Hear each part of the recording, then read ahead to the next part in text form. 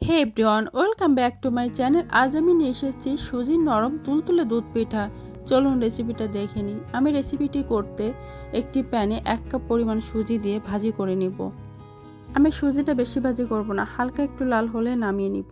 আমার সুজিটা ভাজি করা হয়ে গেছে, এবার আমি নামিয়ে নিয়েছি। এবার আমি একটা প্যানে 3 কাপ পরিমাণ জল দিয়ে দিব। জলটা একটু ফুটে আসলেই আমি এখানে গুঁড়ো দুধ দেব। আমি এখানে 1 কাপ গুঁড়ো দুধ দিয়েছি। গুঁড়া দুধ ভালো করে জলের সঙ্গে মিক্সড করে নিতে হবে। গুঁড়া দুধ মিক্সড করা হয়ে গেছে। এবার আমি এখানে হাফ কাপ পরিমাণ চিনি দিয়ে দিব। এবার এখানে 1 কাপ পরিমাণ কোরানো নারকেল দিব। চুলার আঁচটা মিডিয়ামে রেখে দুধের ভিতরে আমি একটা দুটো বলক উঠিয়ে নিব। দুধের ভিতরে বলক উঠিয়ে নেওয়ার পরে এখানে ভেজে রাখা সুজি দিয়ে দিব। সুজি দিয়ে অনবরত নাড়তে থাকতে হবে, তাহলে দলা বেঁধে যাবে না। আমার ভিডিওটা ভালো লাগলে লাইক কমেন্ট শেয়ার করতে ভুলবেন না। আর আপনাদের কাছে অনুরোধ থাকলো আমার চ্যানেলটা সাবস্ক্রাইব করার জন্য। সুজি অনেকটা শুকিয়ে এসেছে, এখানে সামান্য পরিমাণ লবণ দিয়ে দিব। সুজি নামিয়ে নিব। ঠিক এই অবস্থায় সুজি নামিয়ে নিতে হবে।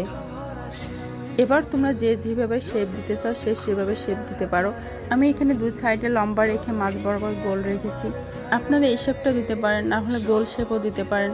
আমি সমস্ত পিঠাগুলো এভাবে তৈরি করে নিয়েছি। আমি একটি প্যানে 1 কাপ পরিমাণ চিনি দিয়েছি। চিনিটা আপনাদের পছন্দ অনুযায়ী দিতে পারেন।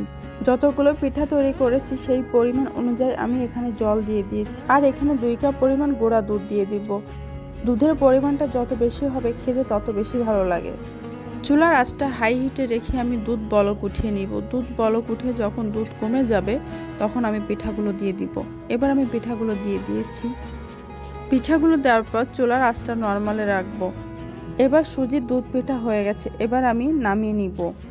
এই পিঠাটা বাসায় আপনারা একবার ট্রাই করে দেখবেন। পিঠাটা তৈরি করতে বেশি ঝামেলাও হয় না, আর খেতেও খুব দারুণ লাগে। আপনাদের সামনে আমি একটি পিঠা কেটে দেখিয়ে দিচ্ছি। দেখুন পিঠাগুলো কি সফট হয়। এই পিঠাটা এতটাই সফট হয়, গালে দেওয়ার সঙ্গে সঙ্গে মিলিয়ে যায়। ভিডিওটা দেখার জন্য অসংখ্য ধন্যবাদ। ভালো থাকুন, সুস্থ থাকুন, নমস্কার।